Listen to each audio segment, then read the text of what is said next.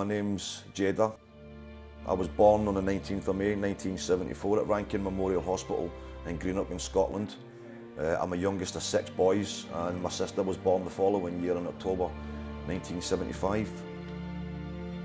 Having a large family is nothing unusual in Scotland. My mum, she's got 4 sisters and 3 brothers, and on my dad's side he's got 2 sisters and 8 brothers. We moved into Glasgow, a place called Easterhouse in the East End of Glasgow when I was about 6 years old to be with the rest of my family. Around the age of 10 years old, and as horrifying as it may sound to others on the outside, being part of the gang culture and the drugs, the alcohol and the violence that comes hand in hand with it is all part of the norm, and even at such a tender age. My family's well entrenched in this kind of lifestyle, and members of my family's gang can be traced back as far as 1920s in Glasgow's docks.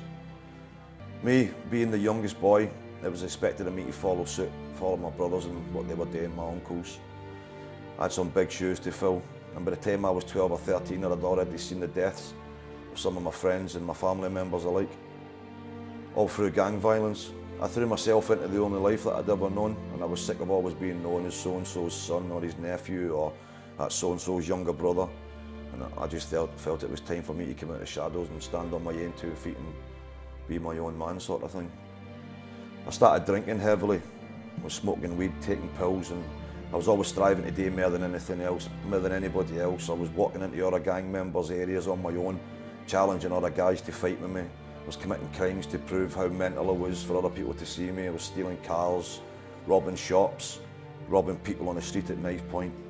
It's an extreme life that would only lead to 1 or 2 outcomes. It was either going to be life in prison for me or my own death. And to be honest with you, at that time, man, I just wasn't bothered either way.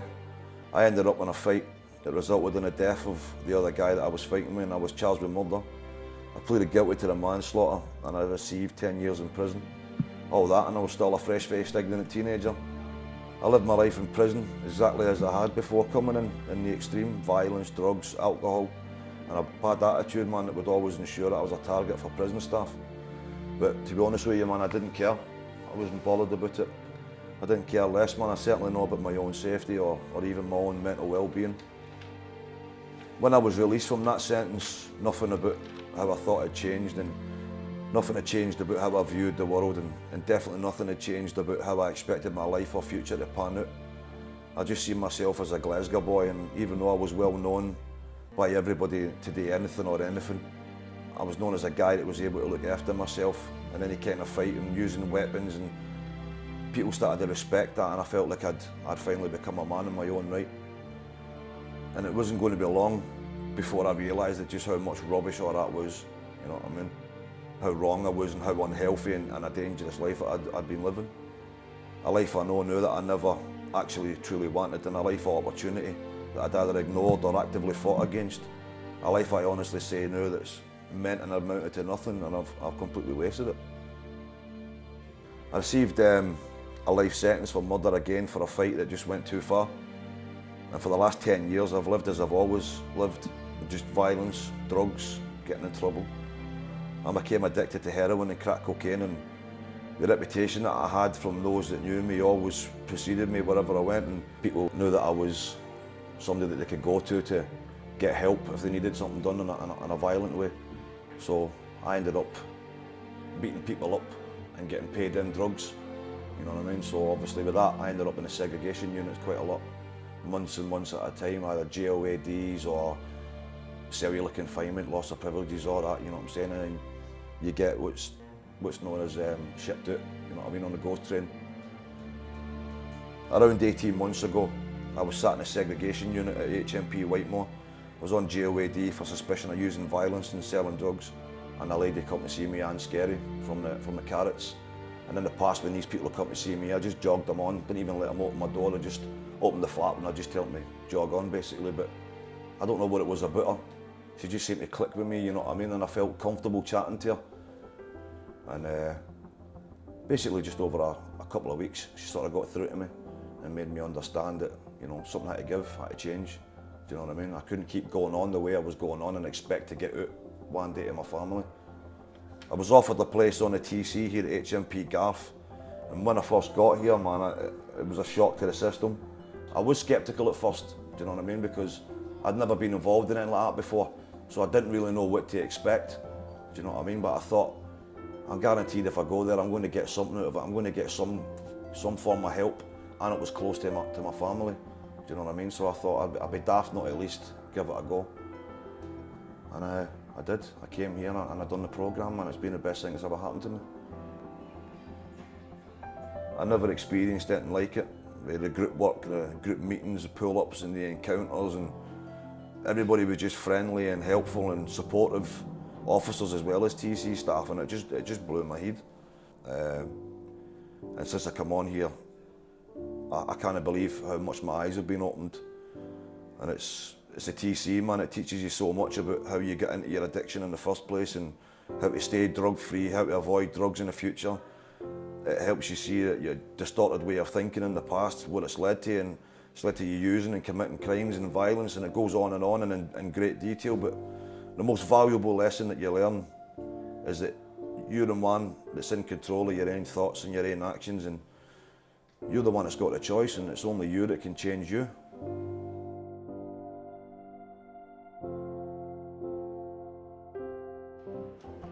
Chris Wilbert, come here please. What's my mate? You've been pulled.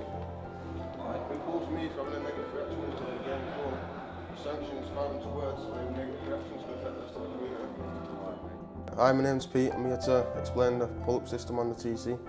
It's a confrontation system we use to point out other people's negatives and positive behaviours and to help them change it if possible, or carry on doing it if it's positive. The pull-up system works by, if I see someone displaying a negative behaviour, I'll get the piece of paper, the pull-up slip, I'll put their name on it to say who's being challenged, explain the behaviour that's being challenged, and the sanction that I think is appropriate to help them work on the deficit. If it's positive, we'll do the same thing but explain the good behaviour and give them positive affirmation to keep them motivated. Before I come on the TC, all my mates, like this is one of our local jails, so it's like everyone on the outside are in here. They're all telling me it's all grassing and everything with the pull-up system. So I come over and I weren't ready for it, I didn't think. But as soon as it's been explained to me, you understand it. It's like paramount to your treatment on you.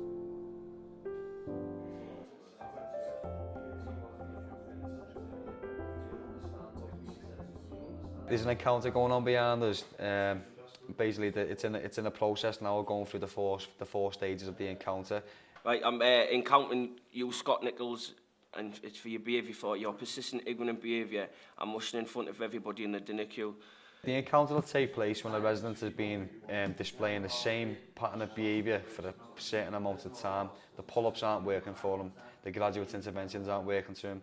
So a resident who wants to challenge his behaviour will go and put an encounter form in. That's how the encounter will start, the process will start. And then the encounter will take place a couple of days later. In the confrontation phase, the resident that's being encountered, he will not be allowed to speak. He has to listen to what is being said on the encounter form and by the person that's bringing the encounter to him. And also 10 people's views of his behaviour has affected the community as a whole. Yeah, I've got something to say on this one, Scott. I've witnessed you pushing your way in front of the queue for gym, being impulsive, and you're putting people in feelings there. And what I mean by that is, me personally, it makes me angry.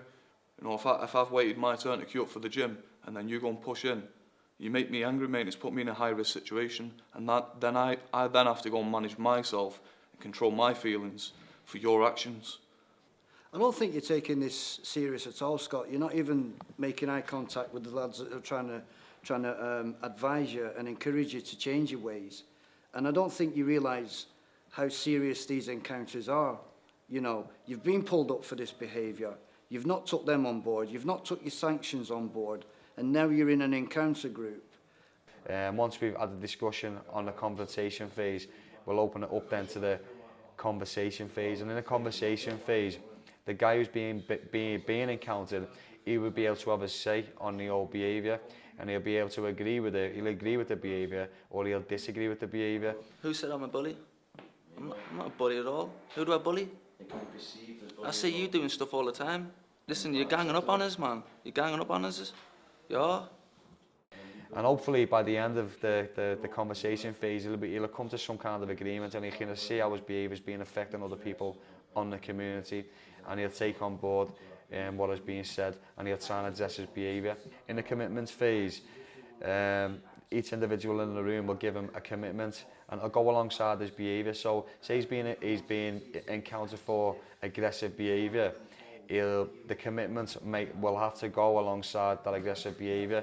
Now at the end of it, we go on to the support phase. The support phase will be where every individual in the room will know how he's feeling, because at some point someone in the group will know how he's feeling because they'll have had a previous encounter, and it can feel quite daunting on some people at times. So we'll offer them support.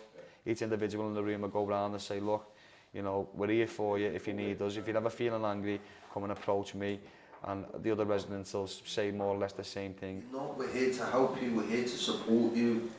You know what I mean? Every person in this room is your friend, just here to help you and to show you your negative behaviour. And then I'll close the encounter, and that's it. Everyone's happy to leave, so free to leave the room, but over the time he leaves the room, everybody else will be observing his behaviour as well. You know, I'll address the community tomorrow, apologise, hopefully we'll move on. Happy days, mate, happy days. The encounter is there to help the individual make the changes he needs to make.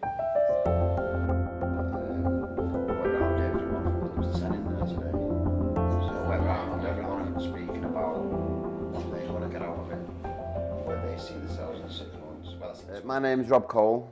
I'm doing a life sentence, 22 years, and I'm on the TC to help change myself and look at why I took drugs and hopefully change myself so I'm not like that in the future.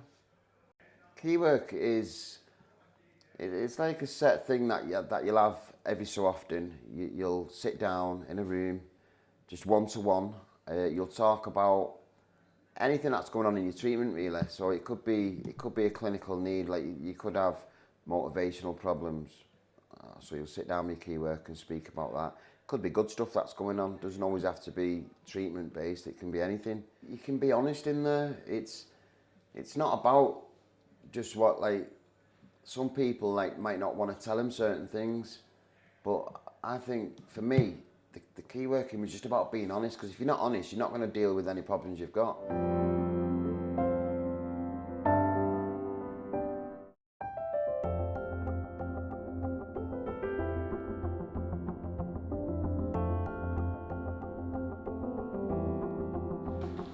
Hi, my name's Stephen. I'm a senior resident here at the TC at Wymott. I've been here for the past 8 months.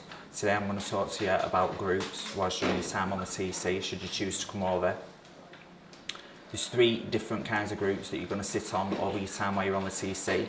The first ones that you're going to deal with are peer groups, which are usually twice a week, Wednesdays and Saturday mornings.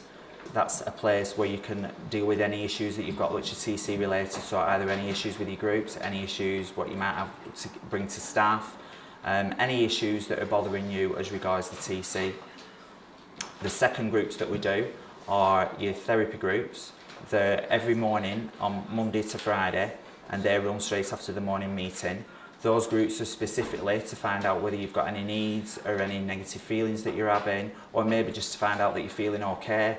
But those groups are definitely peer-led, because a lot of the support that you're going to get in your time on the TC is going to come from your peers. You have to be able to trust your peers, and you have to be honest with your peers. In order for them to be able to help you. You know, we all come from similar places, we all come from similar experiences, so that is used to help you whilst you're in your time in recovery. The third groups, and probably the most important groups for your time on the TC, are your structured groups. Those are the groups that are designed by staff to bring out all your core issues. Your core issues are anything that's related to your offending behaviour, maybe the offence that you've done, any sort of criminal lifestyle, the drugs that you've taken. All your groups are related, your structured groups are related to in and around that. Those groups for me probably been the most important groups, because you sit in those groups, you've got to be honest. It's not going to be easy, it's going to be a really hard slog over the time that you're on that those groups for. I found it really, really difficult. Yeah, I found that time really, really hard, but well worth putting the effort in.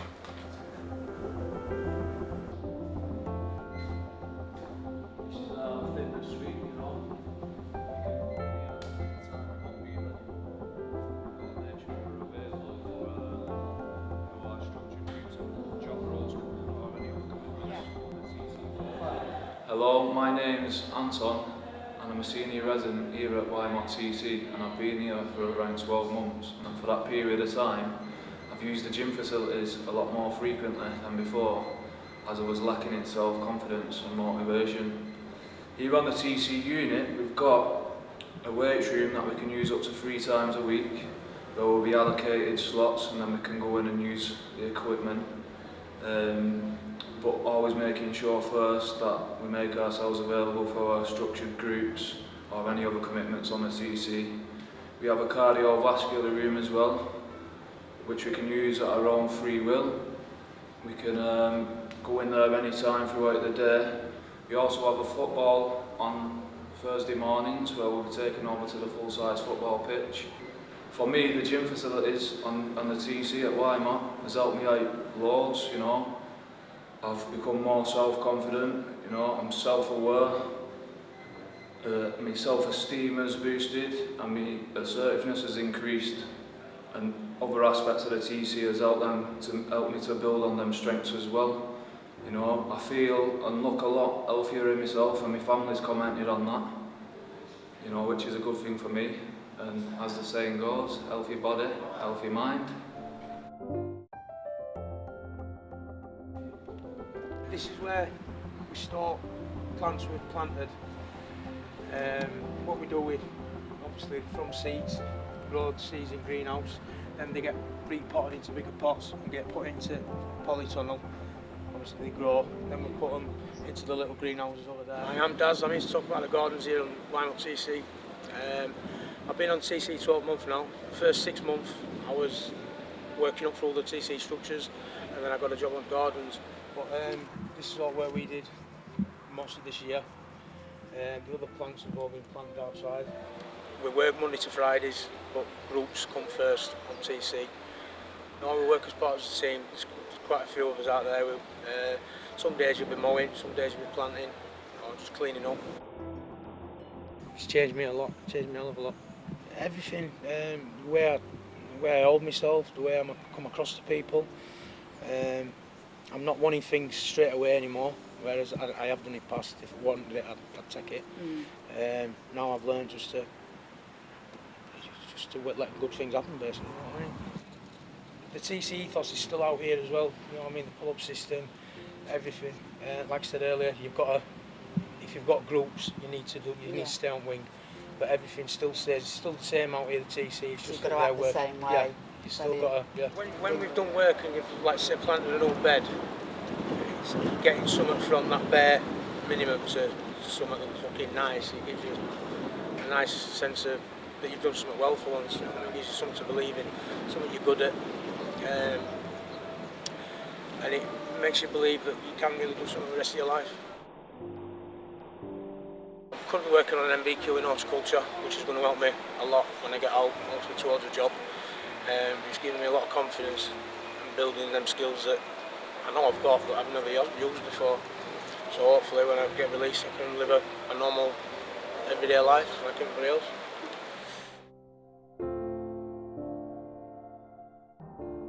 My name's James Morrison. I got a 12-year sentence when I was 19. It was during that sentence that, you know, I took drugs and stuff. I'd never felt like addicted, or I never felt that I had a problem with drugs. When I was about 21, I tried heroin for the first time while I was in a prison in Scotland, in a long-term prison. But that developed into a drug problem. I'd moved to England on my release in 05, end of 05, and I got charged in England. I got, like 2.5 years on an EPP, which is an extended licence for public protection. And that was a bit of a shock for me, like possibly, facing a life sentence. And I went into Garth, summer 06. Carrot's worker at the time says it can be life changing. If you grasp this programme, and you kind of not surrender yourself to it, but you kind of commit yourself to what it's doing and stuff. It will change your life.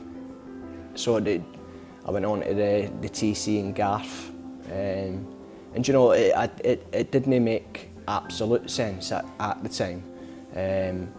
But then I seen the benefit of what it was, you know, you was actually helping somebody by pointing out their behaviours. Coming up to my time, just as I was due to leave Garth and I was due to be released, which was February '09, it was all agreed basically that that we would do this fast track thing, which was pretty much in its infancy then, or it was just an idea at the time that, you know, for people who had, you know, done a TC programme in prison could then go on, do the fast track and get the support and everything that was available after that. And at the time I felt like I didn't need any more treatment. We sort of come to like not a compromise really, but it was sort of like kind of put to me that would I agree that, you know, I'd maybe come here and be assessed over a period of time. I think it was 3-4 weeks, and then get moved into the re-entry part of the programme, and that really appealed to me. You know, pretty much I really needed that re-entry phase, because, you know, that was where, you know, I got the chance to use the skills that I'd learned during my programme and stuff, and it was me filling my time up with my commitments. And unfortunately, getting knocked back for university, that all, you know, sort of kind of led me on the path to getting into working with young people and going to schools and community centres and talk to them about the consequences of crime. And it was during this time that I'd applied for some sessional work at Phoenix on the Wirral, and I've been doing, you know, this job pretty much ever since, and really enjoying it, and really feel that I've got an impact on people. You know, they can see where I'm at, and it's something that maybe they want to aspire to in the future as well. It's just got that self-perpetuating feeling of, you know, where I've came through and then other people want to came through.